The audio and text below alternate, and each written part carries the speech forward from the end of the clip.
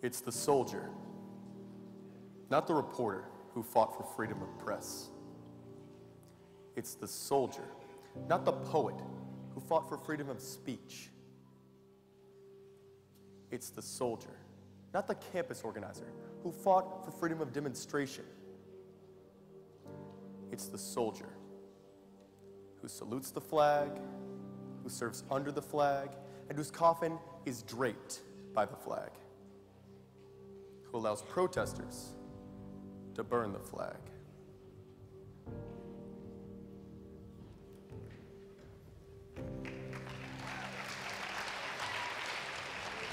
I did that.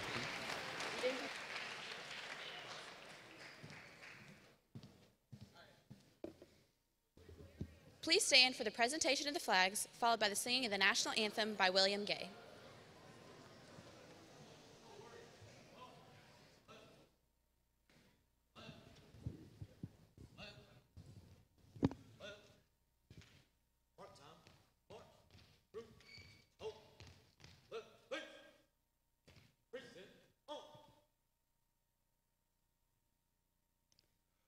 Oh, say, can you see by the dawn's early light what so proudly we hailed at the twilight's last gleaming, whose broad stripes and bright stars through the perilous fight o'er the ramparts we watched were so gallantly streaming, and the rockets' red glare, the bombs bursting in air, gave proof through the night that our flag was still there. Oh, say does that star-spangled banner yet wave o'er the land of the free and the home of the brave?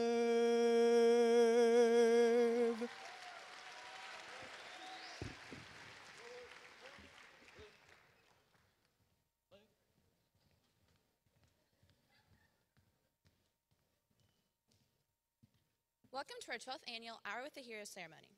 We are pleased to introduce to you Anthony Guadagnini.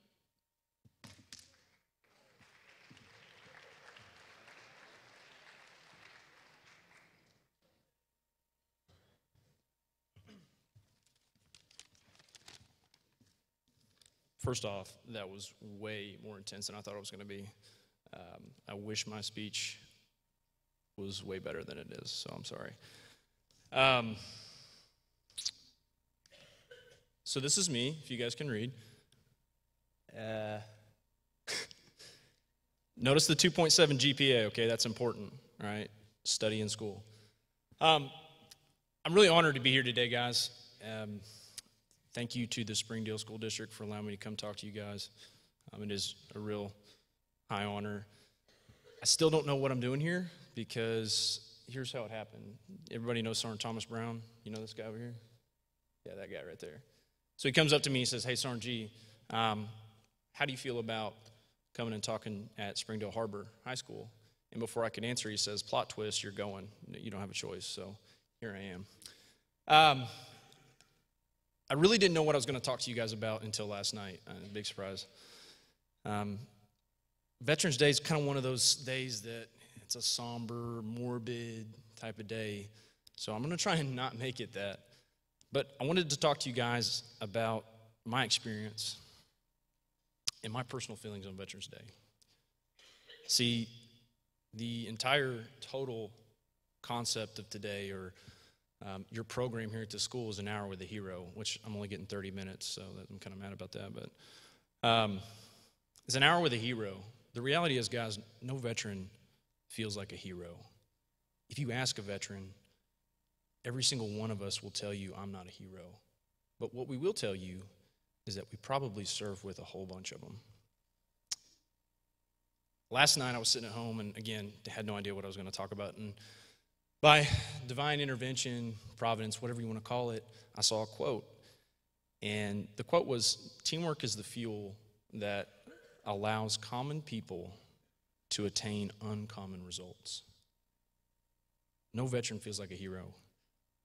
It's taken me 28 years of my life and a whole bunch of time in the Army to realize that who you are in this life and in this world is determined by who you surround yourself with. And I've had the good fortune to surround myself with some of the best people I've ever met.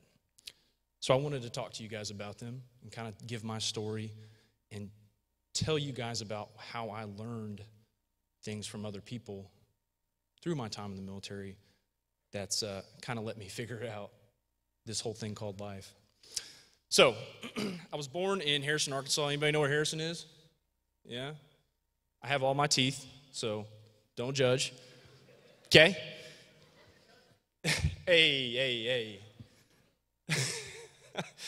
So this is a picture of where my, close to where my house is in Boone County. I grew up on a cattle farm, and I kind of had it made growing up, other than I lived so far out that friends couldn't come over and spend the night. But I really didn't want for anything growing up. Had a great upbringing, had an awesome family, very supportive. I actually grew up playing Army in these woods over here. Next. You know, when I went to school, I told you, notice the 2.7 GPA. I really couldn't care less about anything in high school other than playing football and chasing girls. And if you'll notice over here, I'm number 51, and I played offensive lineman. The clicker doesn't work. I'm like 5'9", 190 pounds. So I knew that at some point, football was going to have to come to an end for me. What I learned about football, though, and if anybody's in here that's played on an organized sports team, you'll know, it was my first taste of what it means to be on a team. Being on a team is important because when you're on a team, you share the same experiences with people that the majority of people don't get to experience, right? So if you're on a football team, just being around other players on the field through the good times, through the bad times, through the so-so times, you start to realize how you depend on people. And that was infectious to me. I knew I wanted to be on a team. I knew that football was going to end, and I didn't know how I was going to continue that until I saw a recruiting poster that said, "Join the greatest team in the world." So they sucked me in. But football was a big reason that I joined the Army. I wanted that team atmosphere. Next.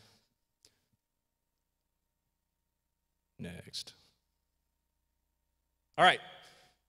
Another part of why I joined the Army was because of this guy right here. This is my grandfather, Tullio Guadagnini, and he was a first-generation Italian-American. He was an immigrant from Italy. He fought in World War II for 14 months in Germany, and I never actually met this guy before. I'd only grown up listening to stories about him from my dad and my uncle, and he was the first person to teach me that what people have done before you actually matters. And you may not know it at your current stage in your life, but that tradition and that honor that these people carry, it has application in your life. Next. Here's my uncle. He served in the United States Navy. He's actually in the room. There's 7 Guadagninis in the state of Arkansas. You got 2 of them in this room. He's back in the corner. Thank you for your service, by the way.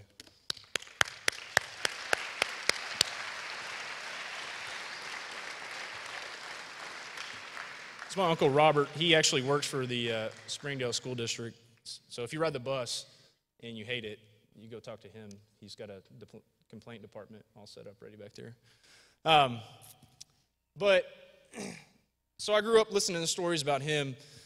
He was in the Navy during the Cold War, and he'd tell me stories about how they were chased around by Russian submarines in the Pacific, and they're at the brink of destruction.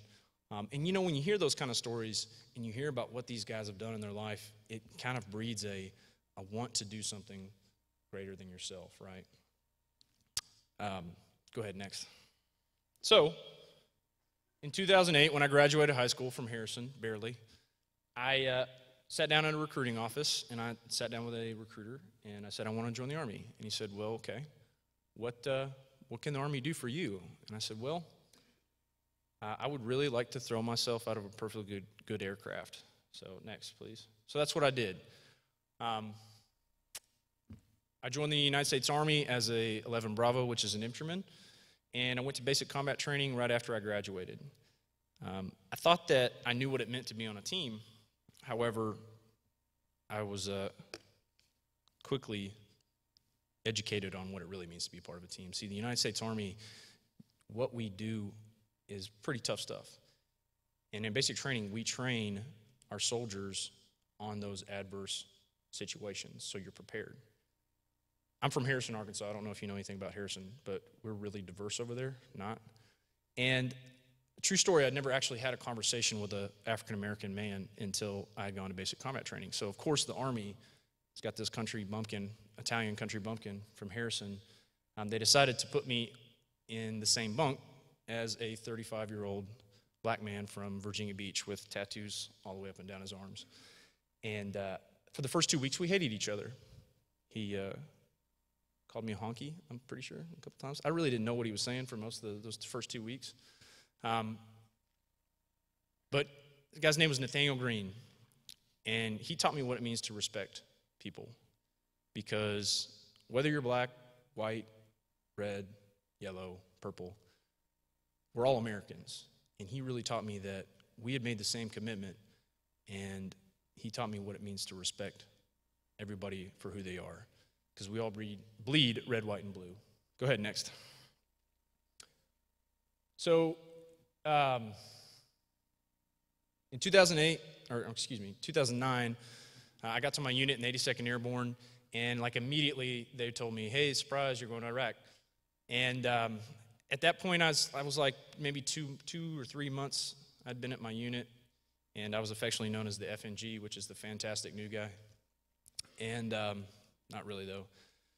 We were deployed to Anbar province in Iraq, and we were an advise and assist brigade. So basically what that means is, Iraq, you've got this country over there, and it's the same, kind of the same, similar to the United States as far as infrastructure is concerned. Like they have a police force, they have roadways, they have dams that, generate energy and whatnot. So you have a country there, but really no one to run it. So what we did was we went to Iraq and we were to train Iraqi police officers and Iraqi Army guys on how to do their job, basically. When you go to a foreign country, you don't understand really what that means other than it's foreign. The first thing you're going to notice is that everything is foreign, whether it be the sights, the smells, the sounds, the architecture. And when you think about going to a third world country, you kind of already have a misconception that you're more educated than those people, or you're there to teach whoever, whatever. But I was surprised at how much I learned from the local population. The local population taught me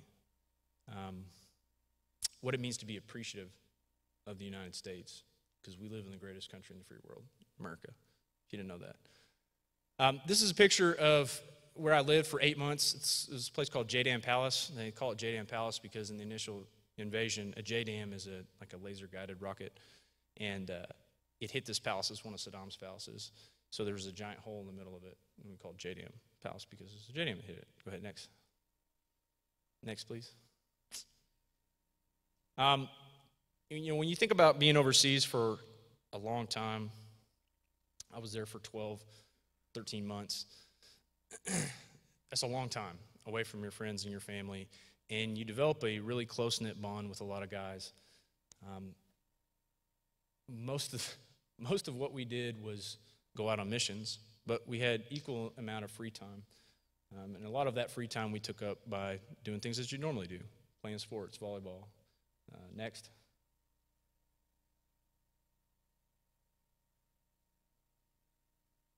I'm going to run. I hate running, but there we go. You have to run in the Army. Next. Again, this is a picture of some Iraqi youth outside of a house here, and I don't know if you can really, the pictures do it justice, but like I said, You spend enough time around these people, you really do start to appreciate just how good you've got it, all right? For example, these kids over here, they're growing up in a country where they don't have, if you're a female, you're walking around with your face covered up. If you're a Shiite Muslim, you don't get to vote in the elections, So spending a lot of time around the population, it taught me definitely that America's pretty cool. Next. This is an Iraqi police station. It's real high speed, fancy. Our job was to train these guys. Go ahead, next. I've got a whole bunch of pictures in here, so I just kind of want to show you guys what it kind of looks like. Next, please. Here's a group of Iraqi Army guys that we would train with a lot. It's funny how, again, like I said, I wasn't expecting to learn a lot when I went to Iraq. Dealing with these guys and dealing with them on a daily basis, they really taught me that there's not a whole lot of difference between an American guy in the American Army and an Iraqi guy in the Iraqi Army. He was going to work every single day and facing danger for the things that he believed in. He was trying to protect his family. He may have prayed to a different God than I did, but we were pretty similar. Next. Part of the cool thing about being in the military, and again, if you've been on a sports team, you understand, when you deal with people in a close-knit setting, this guy's name is Niall Pfeiffer. He's from Michigan, and he was one of really good friends of mine. It's amazing the things you learn from people. So in this picture, I'm like, 18, 19, and he's 25 years old. And the time we deployed to Iraq, he had a 4-year-old girl.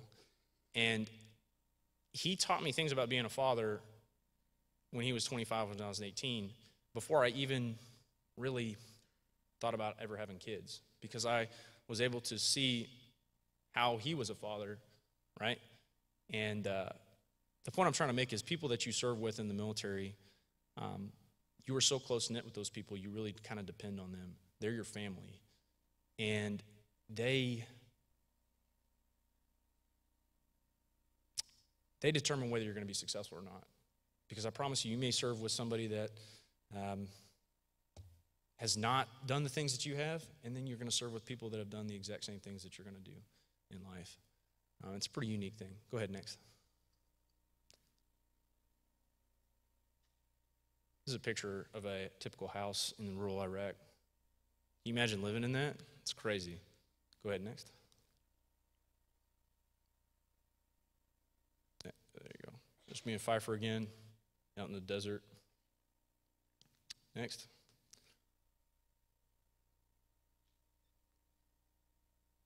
Go ahead, next. I got a bunch of pictures. I'm sorry, guys.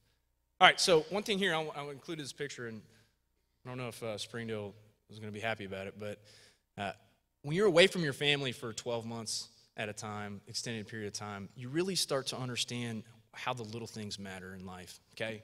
So a lot of times in life, we kind of get caught up in the, I've got to pass this test, or, semester exams, or I'm applying for college, or whatever the case is. But really, life is all about the little things, and if you can put the little things into place, the big things fall in place as well.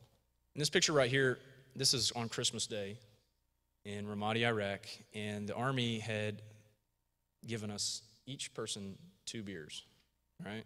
Now, I want you to think about this. I've been away from my family for 6 months in the desert, away from everything I've ever known, and I've got 2 beers.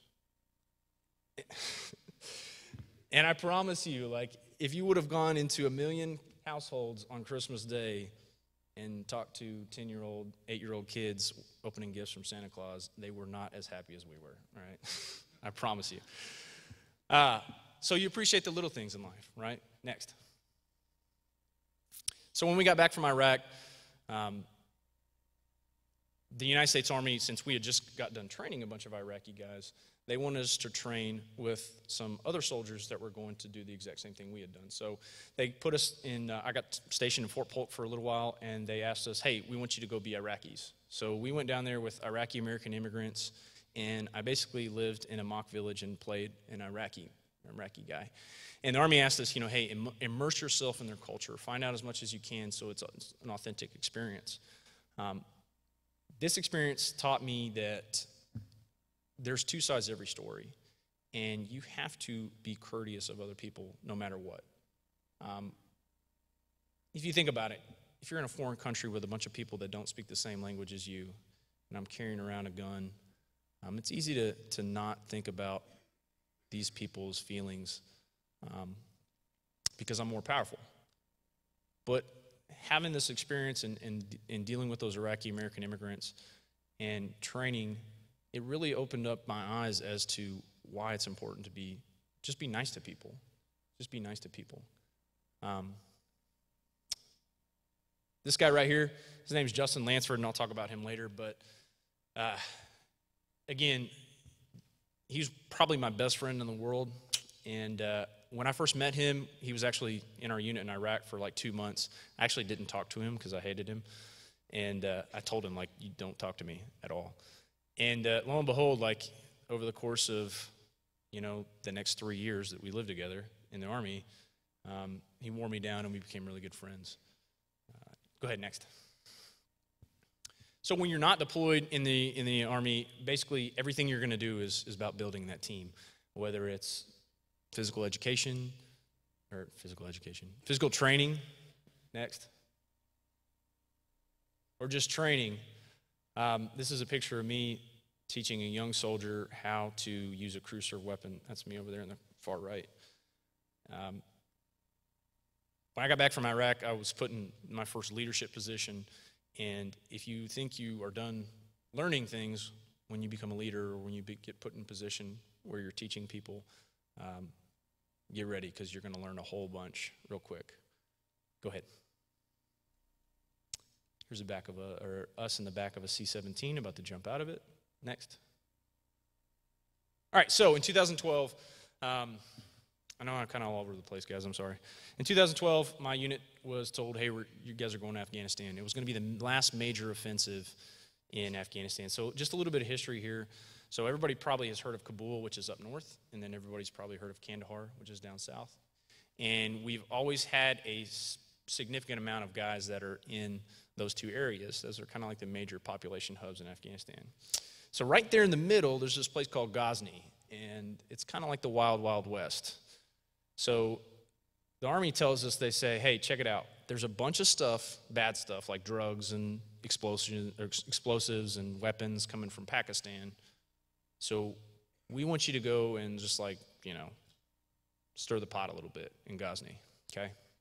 So they literally told us, hey, we're sending you to the most dangerous country in the world and also the most dangerous area of the most dangerous country. So it's really cool. Cool stuff. Go ahead, next.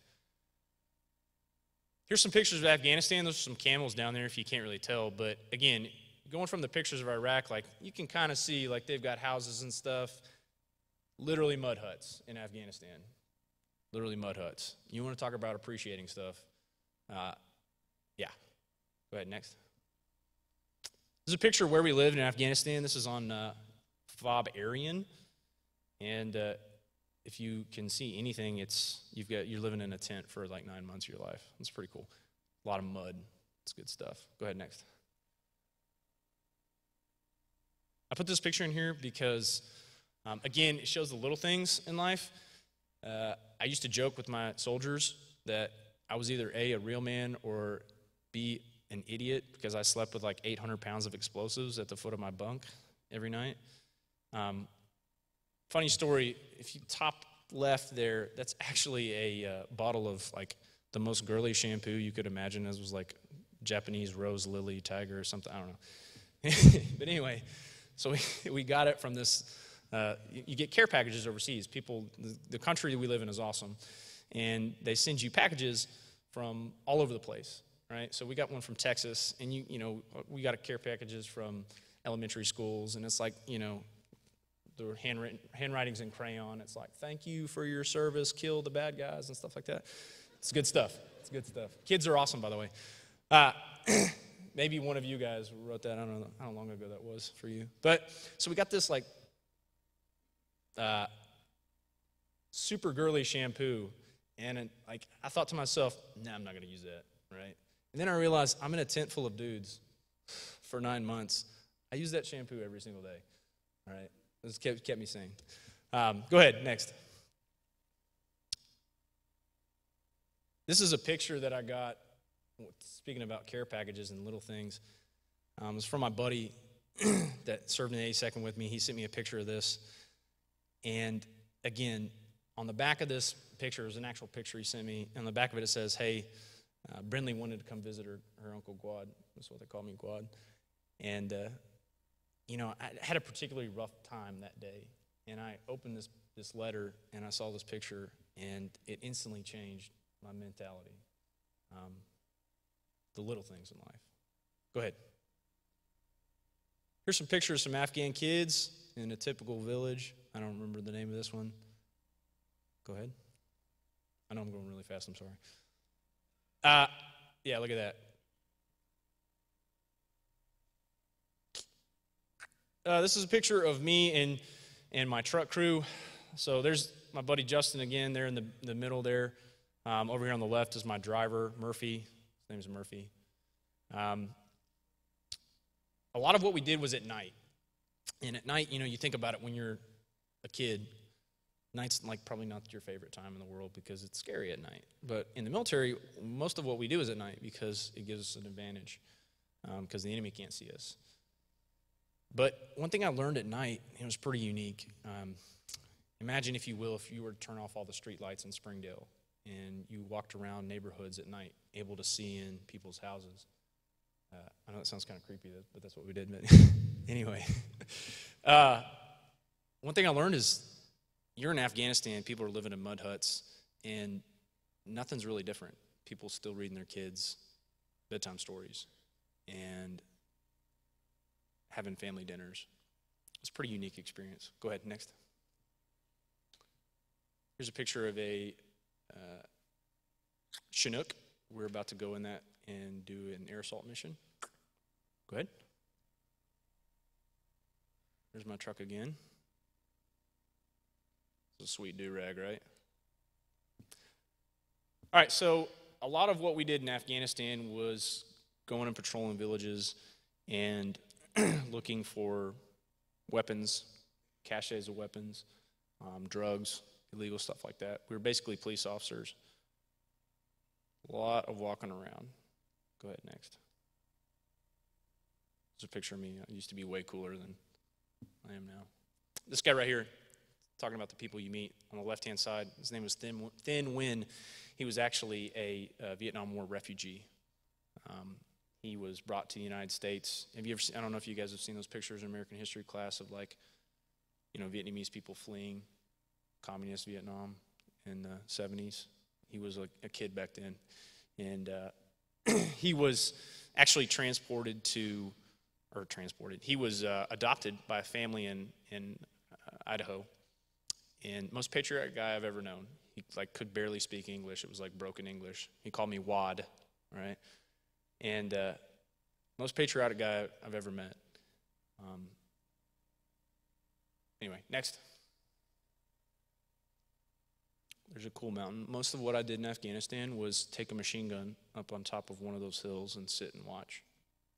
It's good stuff. Next. All right, so I want to talk to you guys. Here we go. This is going to get real bad here. The day that changed my life is April 12th, 2012. I'm in this little village in Afghanistan, and I get out of my vehicle, and I walk down the south of this village to go link up with this other unit that's at the south end of this village. And I hear this loud explosion, boom. And I call on the radio, and it's my vehicle. It's my truck, which, by the way, has my best friend in the world, Justin Lansford, we talked about, and my other good friend, Murphy McCreary. I don't remember running back. Go back for me. I don't remember running back to where the vehicle was hit, but I do remember when I got there, the first thing my buddy, my best friend in the world, who's really hurt, by the way, I remember what he said to me. And he said two things. The first thing he asked for a cigarette, and I told him, no, you can't. You need the good air right now, bro. And the next thing he asked me was, "Are you okay?" And I'm like, this dude is totally messed up. He's in some pain, and he's asking me if I'm okay. And I really, at that moment in life, two things. I learned what fear was, because I wasn't afraid of my safety. I thought he was going to die. I learned what fear was, what real fear was. And I learned a minute? Yeah. I learned why people join the military. In the military, you don't serve the Constitution. You don't serve the flag. You serve the people that are around you. Pretty unique stuff. Go ahead, next. That's after that night. We were out for 48 hours. Good stuff. Go on. So how do you cope with all that kind of stuff in the military? One thing the military has taught me is you have to laugh. You have to laugh a lot. You have to see these negative things, and it's no different. If you can't laugh in life, you're in a bad place. So whether you're stressed about school or work or your mom and dad or fighting or whatever, right? You got to make the best of what you can with your friends. Next.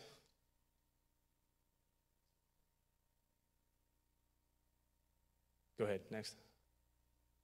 Yeah, you can imagine what that said. I got in an argument with a guy online, and he was in America, so it's a picture of me napping.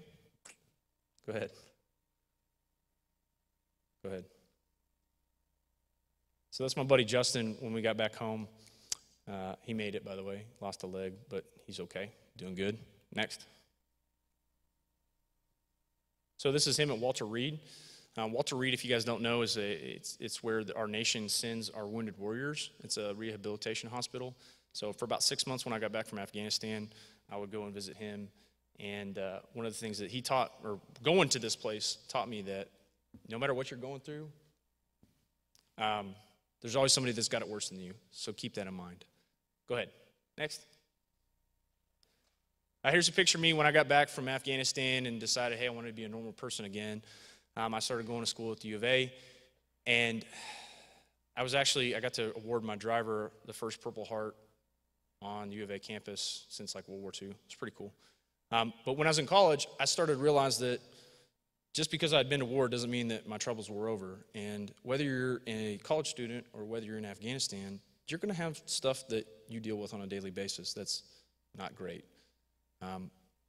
You don't get to quit, though. That's the point. You don't get to quit. You don't have an option. Next.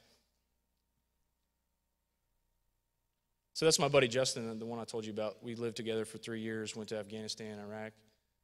He asked me to be in his wedding. Of course, though, he picked his service dog to be his best man and not me. Kind of salty about that, but go ahead, next. I'm almost done. Calm down. So what I do now, I work for the Guard, and even more terrifying than going to Afghanistan, I see you people on a daily basis. I've got 2 slides left, man. All right. Anyway, thanks, guys. Appreciate it. Go do good things.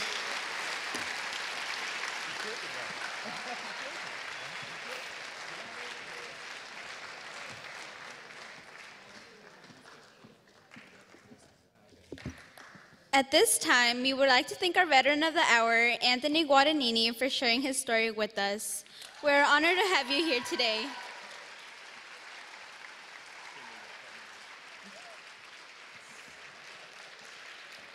Let's give a round of applause to recognize all the veterans in our audience.